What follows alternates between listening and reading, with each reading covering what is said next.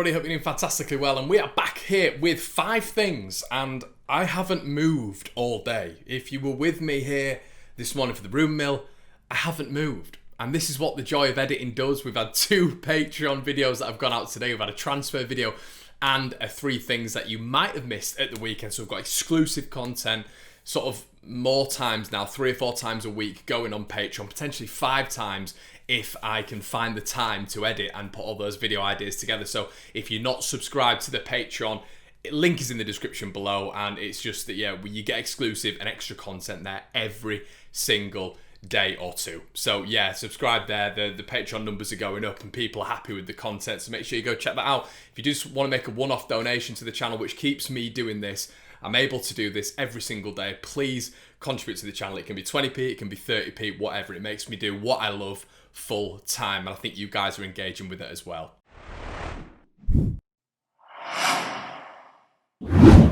So obviously the 5 things series is continuing throughout every single week on Monday. So the first thing that we're going to focus on today is transfers. Now, there is a lot of transfers going on at this moment in time in the Premier League, everywhere, and it's the end of the international transfer week this week on the 5th of October. So it's massive now. Leeds, speaking of names like Michael Cousins, obviously names like Kirk as well, who were apparently interested in Coop Miners. So all these deals have to be done by the end of this week. So there's a lot of news going on with Leeds. You're going to see a lot of movement this week. Well, we're going to have to, because it's the end of the window. Bielsa even illustrated that he wants 2 more signings in, or Leeds are looking at 2 signings. I still think we could get 3 done, even if 2 international ones are done by the end of this week. I think there could be an English one the week after, because I believe that's another 2 weeks. Potentially the likes of Campwell, potentially the likes of Dan James, who knows. There's also been rumours today of Leeds still having a vested interest in Ryan Kent. If the Dan James deal doesn't get done, the Sun were reporting as of an hour ago that Leeds are still in for Ryan Kent. Obviously, we know Ryan Kent's release clause is 20 million. So yeah, I mean, we could go and get that for a snippet and get someone like him through the door, who we've all been raving on about now for 2 years. So great start to the season for him, but we'll discuss that more in the room mill tomorrow. But with regards to transfers, Leeds need to get all the international, the continental, whatever you want to call it, signings done by the end of this week. So it's extremely interesting, extremely exciting, and the great pastry that is Michael Cousins. We said this earlier, he sounds like a delicious pastry. Hopefully will be done by the end of this week, and what a talent he is. And if you want to get a little bit more exclusive on Michael Cousins, we have done a Patreon video on him as well. So if you want to go check that out, go check that on there. But if we sign him as well, we'll be doing something on the channel with regards to him. So yeah, really exciting. I would really like Michael Cousins. He's probably my number 1 right now. But that, guys, is the number 1 for Leeds fans to look out for this week.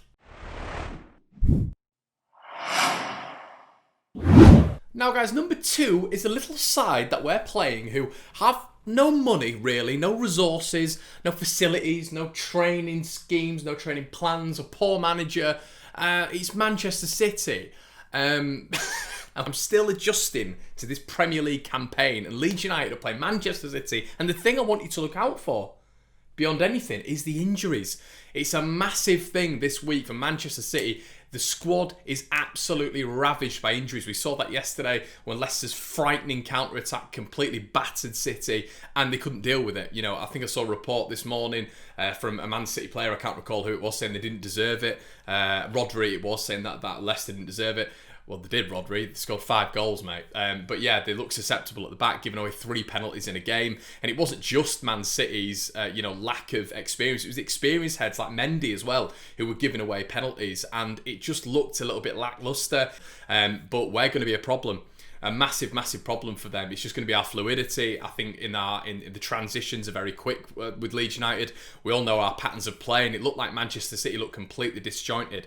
Now let me take you through their injury list at the minute.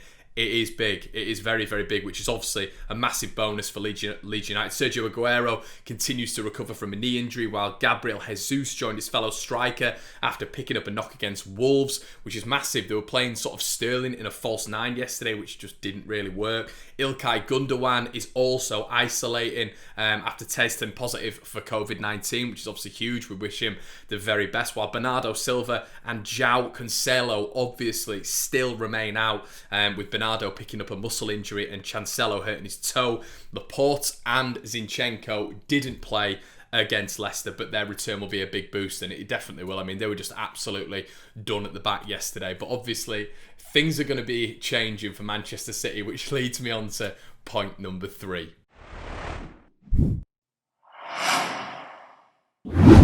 Now, Pep just illustrated his frustration yesterday, and once again, the second point's going to sort of link into the third point here. There was massive frustration from Pep. You could see that he wasn't happy. We've seen in the documentaries before that when Pep's not happy, things change, and he wasn't happy at all with what was going on with Manchester City. He wasn't happy with what was going on with regards to their development and them at the back. He's never been able to sort them at the back, which has been a continuous problem. So yeah, I think he's expressed frustration in the situation, which coincides with 5 fixtures in 13 days to start the season, which isn't going to help with injuries. But as of now, they have put a 65, rising up to £70 million bid in for Ruben Diaz, who is apparently one of the up-and-coming defenders in Benfica's system in football. So it's going to be a really tough task for Leeds next week, because you're going to get Zinchenko back. You're going to get potentially in place of Bernard Mendy, who wasn't great at the weekend. You're going to get Laporte back as well, who for me is their best defender. And Ruben Diaz, for me, will be in the fold against Leeds United next week. So we're going to see a completely different Manchester City team. It'd have been nice to face sort of like Eric Garcia and even Mendy in that lineup, to be quite honest. That's no disrespect to Mendy, but I feel defensively he still has lapses in concentration. But it is going to be a completely changed Manchester City team with the likes of this brand new signing, Ruben Diaz, in. So that's another thing for Leeds fans to look out for. It is the emergence of a brand new defence for City. Now, guys, number 3 is a hot talking point with Leeds United fans. You and I know what it's going to be. Of course, it's the debate between Rodrigo or Tyler Roberts. Now, the reason I mention this is because in my last video, I actually illustrated that I would rather have Roberts in the midfield against Sheffield United, because there's going to be an element of control in there with his touch, with his precision, with his ability to work in this system, and with the fact that he's played against Sheffield United before. Now, that changed at the weekend for me. We saw previously against Fulham when he came on, the game settled a little bit. Against Sheffield United, it was completely different. For me, it just didn't work. The transitions weren't happening. A lot of midfield, that Sheffield United's midfield was getting forward, getting into our attacking third, and Leeds weren't doing enough about it for me. Nothing was getting done. I think it made Click look bad as well. I think Click and Roberts just aren't working as a two in the middle at the minute without Pablo. So this brings up the question for number 4. It is going to be, does Rodrigo get in ahead of Tyler Roberts for the Manchester City game? And for me, he does. He just looked unbelievable at the weekend. And with Robin, I thought they were arguably, and Meslier, the 3 best players on the pitch, which is brilliant to see with 2 of our new signings, 3 of our new signings, with Meslier as well, obviously getting him over the line on a permanent, doing so well. And I thought Rodrigo was phenomenal. How he's so strong on the ball. His leap, he beat Basham once in the air. I think he beat Lundstrom in the air as well. He just looked very, very proficient in all areas. Had a part to play in the goal as well. Was sort of a semi-assist, which is the assist he had against Fulham as well for the 3rd goal. So he was a big part in the performance for Leeds, and he was phenomenal. And for me, how he holds the ball up, how he's so strong, how he's experienced in these big games, these huge games. I think Rodrigo's got to face Manchester City, and I think he's getting the system now. You saw the interview on BT Sport with Rio Ferdinand, where he's indoctrinated now into the system, seems very good with the team, and when he came on, he seamlessly transitioned into the side, and Leeds had a lot more control in the midfield. He was talking about murder ball on BT Sport, and he seemed very, very happy and very content with where he's at now. You know, arguably a week or 2 ago, he was just coming in the system. He was a little bit dazed and confused, but now he is fully part of this Leeds United side. He understands the Bielsa way. He's playing murder ball week in, week out. And I think for me, Rodrigo's got to go in there, because straight away he's showing more than Tyler Roberts already. And guys, number 5 for me is going to be the emergence of youth. We've seen today that Sam Greenwood has essentially blown his birthplace, Sunderland, completely out of the water. A hat-trick, a brilliant hat-trick. Gelhardt, assist. I mean, the guy is just continuously getting assists for Leeds United. He's involved in absolutely everything. And for me, it's going to be so interesting now to see whether or not these youth players are going to make that step up, because for me, every time I watch the game today, every time I see Gelhardt, he's a level above even the 23s right now. So obviously Leeds have a plan with him in place, of course we do, but are we going to see him very soon? Are we going to see him put in Bielsa's plans? I think on the bench, there is going to be some movement there very, very soon. Greenwood, again, every time I see him and Gelhardt link up, they look absolutely fantastic. They've already got a cohesive pattern of play where they know where each other are going to be. We saw that with Gelhardt today, with Greenwood.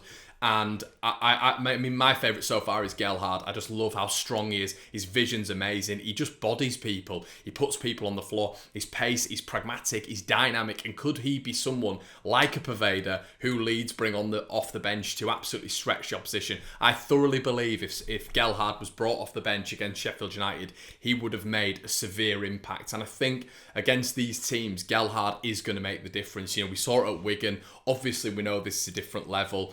But I thoroughly believe in his ability, and I believe that potentially this week, with his performances, with Greenwood's performances, are we going to see either one of them on the bench or even both of them on the bench? It's going to be really interesting to see, but watch this space.